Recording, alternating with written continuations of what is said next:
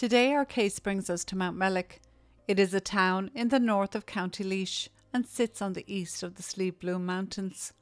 Once known as the Manchester of Ireland, it is a town of fine buildings and the home of a uniquely Irish textile, Mountmellick work.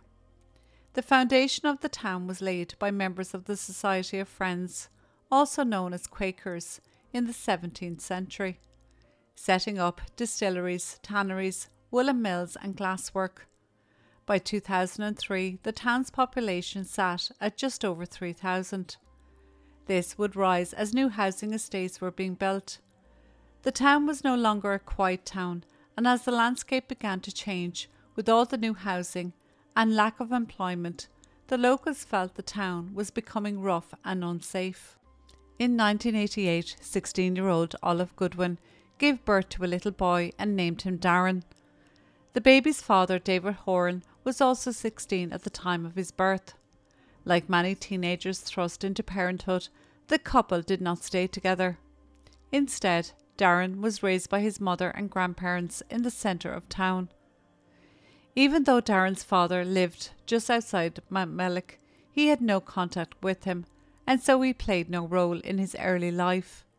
His mother, Olive, would go on to say that Darren showed no violence towards anyone in his young life. But when Darren became a teenager, that would change. He would become so out of control that it would become frightening for everybody. He would randomly square up to people on the streets of Mountmellick, whether they be other teenagers or grown men. He didn't care. When Darren turned 15, he would be suspended from school, and as he was causing difficulties at home also, it was decided by his mother to make contact with his father, in the hope he would be able to sort him out. It was felt that with the strong male influence, Darren would come right, and so he went to live with his father on the outskirts of Mountmellick. This decision did not work. Darren didn't know his father, and being ripped from his family home and all he knew to a stranger's home, this move caused him deep-seated anger and a feeling of betrayal by his mother and grandparents. Having never known the father who had been absent from his life, the move would stir up in Darren emotions that he could not or would not control.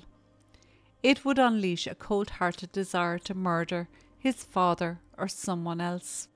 In September 2003, Darren was unable to cope with his emotions anymore, and he tried to take his own life. After his suicide attempt, he was brought to St. Vincent's Hospital in Portlaoise, but within a short time he was released. Olive, Darren's mother, was told that there was nothing wrong with him. He returned to live with his father and also returned to school. The anger, resentment and murderous desires boiled inside of him and remained unchecked. By now, Darren was also running into other problems. He had sold a faulty mobile phone to a local man, and when this man complained to Darren, he promised him he would get him a replacement. This promise would seal the fate of another teenager, 14-year-old Darragh Conroy. Darragh was the only child of Jack and Patricia Conroy. He was a secondary school student at Mountmellick Community School. He lived with his mother in an apartment in the centre of town, following his parents' separation. Teachers described him as an enthusiastic student, while his classmates described him as quiet but a happy-go-lucky type that was into garage music, art and skateboarding. In October 2003, Darragh's mother had bought him a new mobile phone for his 14th birthday, a gold and cream Nokia. The idea was that she could stay in touch with him while he was out and about playing. Darragh kept it with him everywhere he went, giving her peace of mind. Little did she know this would be futile. On the morning of the 11th of November 2003, Darragh's mother Patricia said that her son got ready for school as she got ready for work. She left the apartment at around 8:25 a.m. to go to her job at a solicitor's office in Portlaoise. At 9 a.m. Darragh rang his mother, telling her he had an earache and it was oozing. Patricia told him to go back to bed and that she would pick up a repeat prescription of antibiotics for him. Throughout the day, Patricia spoke to Darragh. checking in on him to see how he was. Just before 5 p.m, as Patricia was getting ready to leave work for home, she contacted Darragh once more to see what he wanted for dinner. He told her he wanted sweet and sour chicken, and also said he was meeting some friends in the town. Once she got home by 5:30 p.m, Darragh was out, but when it came to 6 p.m, she became worried. She rang him but got no answer, with an out-of-service message. The phone was new, charged and had credit. Patricia knew something was wrong, and what was wrong was Darragh's phone was no longer with him. Darren was now in possession of the phone, and it was intended for the local man as a replacement for the dodgy one he had sold him. Darren called to the man, gave him the phone and walked away. On the same day, Darren and his father kept their appointment with the psychotherapist in Mountmellick, and as he sat there answering questions about his feelings and emotions, they could not know the awful truth of what Darren had just done hours beforehand. You see, in the weeks before the murder, Darren's father was becoming increasingly concerned about him. He was so concerned that he made an appointment for the two of them to attend a psychotherapist. His father's worries were well founded. One evening, while Darren was out with his two classmates, he had expressed a desire that would shock the two teenagers. He told them he would love to kill someone nobody would care about, someone like Darragh Conroy. Neither of the classmates believed him. They thought he was just joking. But at the tender age of 15, Darren Goodwin would realise his murderous intention. On the afternoon of his appointment with the psychotherapist, Darren visited his grandmother, asking her if he could borrow a hammer. She couldn't find one. Darren went to his school and attended the last class of the day, which was metalwork. Here he would steal a round-headed hammer. On the evening Darragh was murdered by Darren, there was no witnesses as to what happened on the waste ground called Smithfield. Smithfield was an area adjoining a football pitch on the outskirts of the town, between a housing estate and the River Onus, which was mainly used for sporting and community events.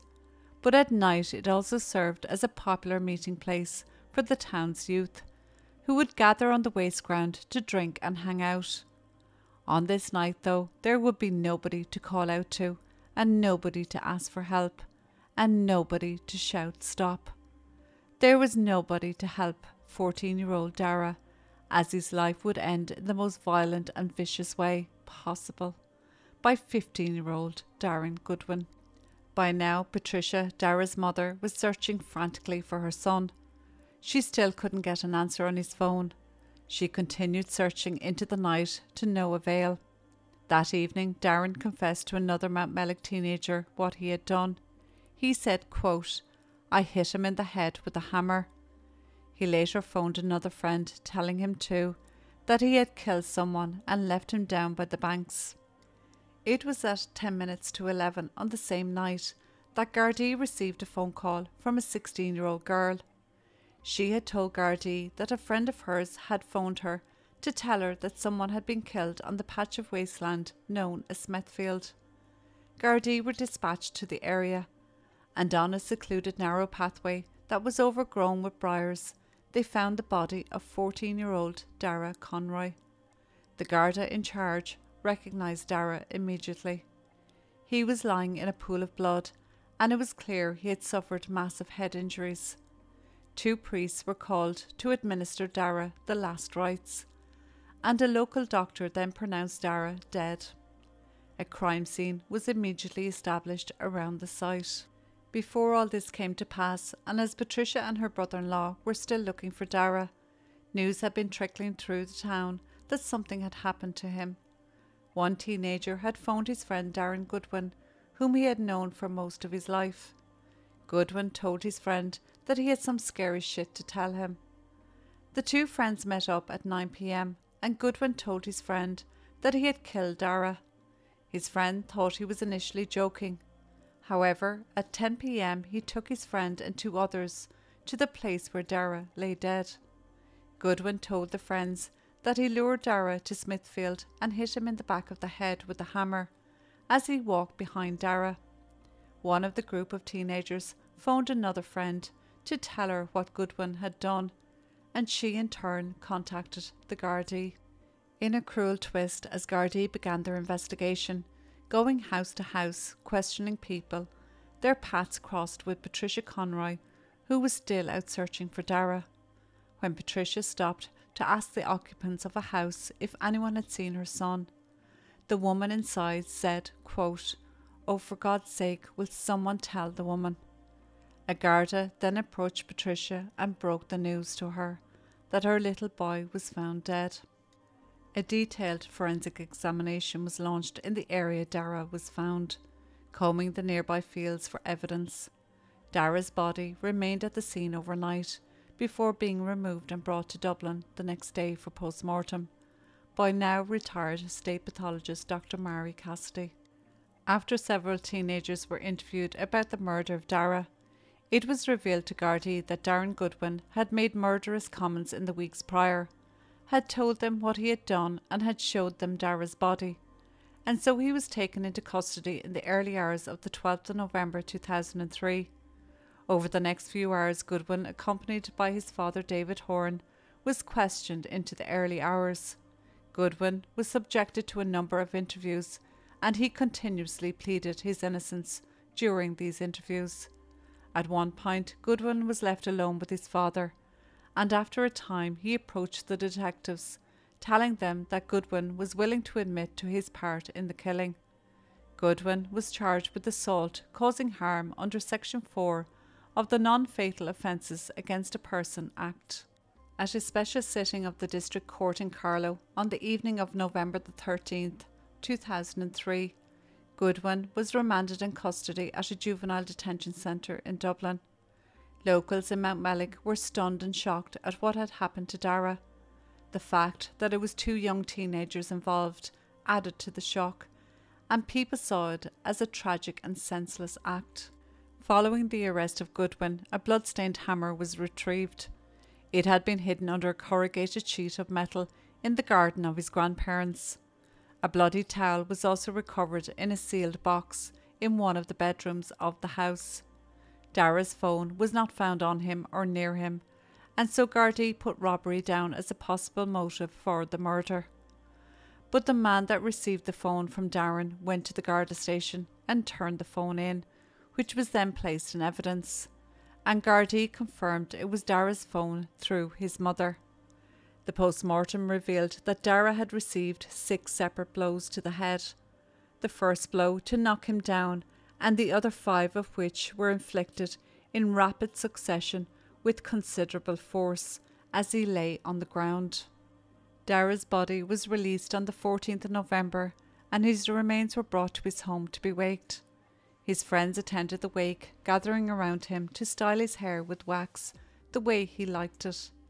They also packed his coffin with CDs, poems, letters and cigarettes. The next morning, Darragh was brought to St. Joseph's Church. Students from the primary and secondary schools of Mountmellick formed a guard of honour as Darragh's coffin was brought through the town to the church. Hundreds of mourners packed into the church to pay tribute to Darragh's short life. Floral tributes decorated the altar, and resting on the coffin was a framed photo of Darragh, the last one ever to be taken of him. Such was the outpour of grief by all who attended Darragh's funeral. It took 40 minutes for the hearse to make its way the short distance from the church to the graveyard.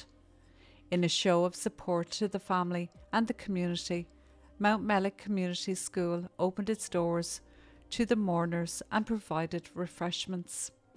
In the days following the murder, Darragh's parents expressed they were overwhelmed with the kindness and generosity of the community, especially the young people. While in custody awaiting trial, Goodwin was seen by psychiatric professionals to access his state of mind. In these interviews, he was asked why he killed Darragh. He replied, quote, "He was simply in the wrong place at the wrong time." His clinical psychologist stated that he was still a significant risk to his father. It was said that Darren had a deep-seated hatred for his father, and if Darragh had not been there at that time, he would have instead killed his father. When asked if he could flick a switch and swap Darragh's life for his father's, would he? Darren answered yes, he would. The psychologists also deemed that Darren would have eventually ended up in prison either way. Goodwin's trial opened in July 2004 at the Central Criminal Court in Dublin. Although now 16, he was still considered a minor and was not named in the media. He pleaded not guilty to the murder of Darragh. Throughout the trial, his attitude was indifferent, and on the 8th day, Goodwin was found guilty of the murder of Darragh and remanded in St. Patrick's Institution to await sentencing. Judge Barry White also lifted the media blackout, and so Goodwin was named and photographed for all to see who this monster was that took little Darragh's life. On sentencing the following Friday, Judge Barry White did not hold back. Quote, "You killed an innocent 14-year-old, a premeditated, brutal and callous murder. Not alone did you deprive Darragh of his life at a time when he had his entire future to look forward to, you devastated the life of his mother, who will grieve and mourn to her dying day." He also reproached Goodwin for not pleading guilty, prolonging the suffering of Darragh's loved ones. Although a murder conviction normally carries a mandatory life sentence, in the case of a minor, a judge has the discretion to impose a lighter sentence. But Judge Barry White did deem it appropriate to impose a life sentence, but did stipulate that the sentence was to be reviewed after 10 years. Goodwin appealed his sentence in 2005 and it was denied. 10 years after the sentence was imposed on Goodwin, it was reviewed. As Goodwin was 15 when he murdered Darragh, it was deemed difficult to assess his mind as it had not fully developed, and that it is normal for a mind not to be fully developed until a person is in their early 20s. It is said that at the age of 15, a personality is still a piece in progress, so at that age it's difficult to come to definitive answers about the formation of all the huge amount of pushes and pulls that are involved in what we call our personality. Internationally, it is accepted that when children are involved in crime, and it is a murder crime, that they are redeemable, that they can change and that they can function in a society in a normal way. On the 11th of September 2014, Goodwin appeared before Judge Barry White for his sentencing review. Goodwin gave witness to his bond of good behaviour and a promise to comply with anything the judge deemed as fitting for Goodwin to become a member of society again. Goodwin's father, David, also told the judge that he had moved his family away from Mountmellick and made provisions for Darren to stay with them if he so wished to. He said that he did not want the worry on the Conroys of meeting Darren on the streets. He also said that his boss had offered Darren a position at his work upon his release. Judge Barry White issued a release date of the 1st of July 2016 on condition that Goodwin receives the therapy laid down by and recommended to him. On the 30th of June 2016, 28-year-old Goodwin was released from prison after serving just 12.5 years. Darragh's mother objected to the release, stating that Goodwin was still a danger to society and still not shown any remorse for what he had done to Darragh. He also failed to complete the therapy he had been instructed to take during the previous 2 years.